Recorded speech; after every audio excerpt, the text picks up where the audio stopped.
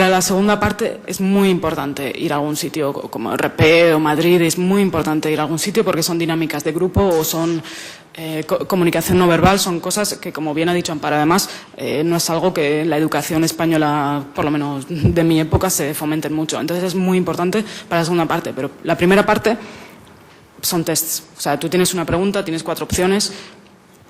Yo, no es que Amparo. Sí.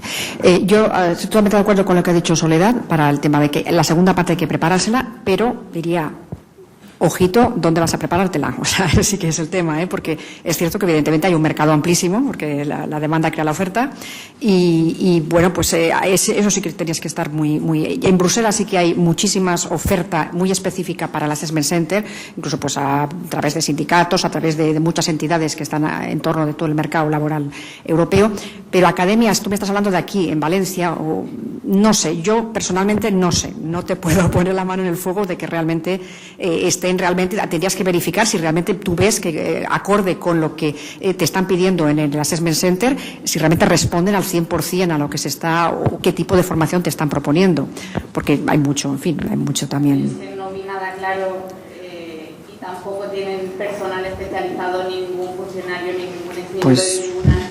Entonces me parecía un poco, pues si vas ahí te dicen que tu perfil se adecua mucho a los requisitos.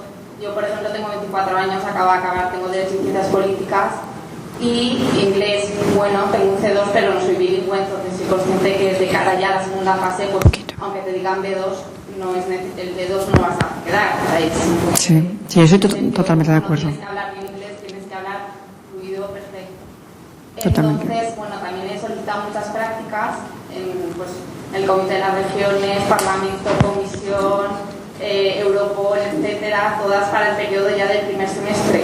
Entonces, en las academias, claro, como quieren que te inscribas, lo que te solicitan, claro, tienes tiempo de sobra para presentarte para el de mayo, pero igual es mejor, ¿no?, estar haciendo prácticas en Bruselas un par de años, ¿no?, porque con 24 años es poco factible. Sí, yo quería también, bueno, no, porque al hilo también de otras intervenciones, porque es cierto que cuando vamos al Assessment Center tenemos AD5 y AD7. Teóricamente AD5 es gente que no tiene experiencia profesional, pero yo por la experiencia que he tenido evaluando precisamente, os digo que es bastante difícil que si estáis recién licenciaditos, así a pelo, y decís, ahora, me presento a AD5, he pasado los test de inteligencia y reúno sobre el papel todos los requisitos, lo vais a tener difícil para pasar el Assessment Center, porque la madurez no está ahí en el sentido de que no has tenido esos periodos de pruebas o de experiencias. Por eso me parece súper interesante lo que ella propone, lo que ella pretende hacer, de, aunque sean stages, aunque sean corta duración, fundamental para tener esa experiencia que, aunque oficialmente no se pide, en la práctica os va a ser súper imprescindible para demostrar que tenéis competencias. Y también otra cosita, al hilo de lo de AD5, AD7, que yo por lo menos la experiencia que he tenido, normalmente para AD7, que es gente que ya tiene experiencia profesional, salen muchísimas menos plazas. ¿Y qué es lo que pasa? Por lo menos es lo que pasó en economía, justo el tribunal que yo estuve, que mucha gente muy buena fue a AD7 y se quedó fuera. En cambio, si esa misma persona, aunque teniendo experiencia profesional, se hubiera presentado a AD5, hubiera pasado. Es decir, AD7 normalmente se presenta incluso gente que ya está trabajando en la Comisión Europea, gente que ya casi son funcionarios ya o que a lo mejor quieren subir de AD5 a AD7, eso ha pasado también.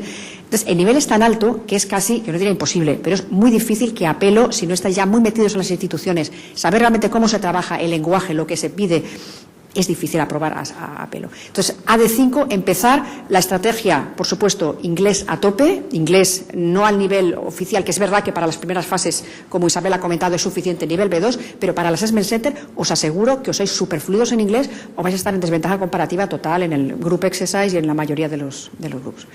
Bueno, pues eso sería mi opinión. Nada. Hemos llegado entonces al final de la jornada. Espero que os haya resultado útil. Ese era el objetivo que teníamos todos los organizadores y todos los ponentes. Agradecer muchísimo a todos los ponentes, Enrique, Isabel, a las dos valencianas, que es un lujo también tener aquí a dos valencianas que intentan transmitiros su experiencia desde un punto de vista muy, muy práctico. Estoy totalmente de acuerdo con lo que ha dicho Amparo, que si tienes un sueño, perseguidlo. Os han comentado que yo doy clases aquí en el máster de Unión Europea y mis alumnos de este año, lo primero que les pregunté era qué querían hacer en el futuro. Todos me dijeron, aquí están varios de ellos, que querían trabajar en las instituciones europeas. Ya les dije que no era fácil, pero que si tienes un sueño, lo tienes que perseguir. Y como han dicho muy bien, y aquí yo creo que son un ejemplo de que si uno quiere, lo consigue.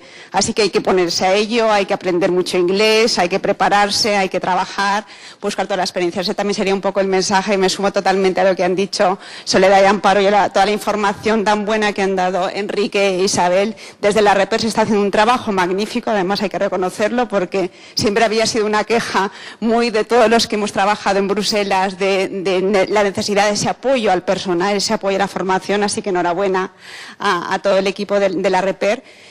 Como sabéis, hemos grabado, por favor, difundid a toda la gente que no ha podido venir, porque hay mucha gente que no ha podido estar por el aforo limitado. Va a estar en Internet. Vamos a poner también en Internet todas las presentaciones de PowerPoint que han hecho los ponentes. Si queréis saber más sobre trabajar en la Unión Europea y formarse, no solo ya en las instituciones, sino en general, en Europe Direct tenéis ahí una mesa afuera, pero está a vuestra disposición. Hay oficinas en Alicante y hay oficinas en Valencia con toda la información que necesitéis. El próximo 12 de noviembre, la semana que viene, en el foro de empleo que va a haber aquí en el campo de Terentes, va a haber también un stand de Europe Direct, es decir, que ahí también os pueden dar toda la información que necesitéis. Y finalmente, también como directora de la Oficina de la Comunidad Valenciana en Bruselas, espero que en el futuro muchos de vosotros acabéis trabajando en las instituciones europeas, pasaros por la oficina para lo que necesitéis. Cuando estéis trabajando allí, pasaros, también creamos el networking que se dice de valencianos en Bruselas, y sabéis sobre todo que aquí es vuestra casa en Bruselas. Muchísimas gracias y espero que os haya gustado.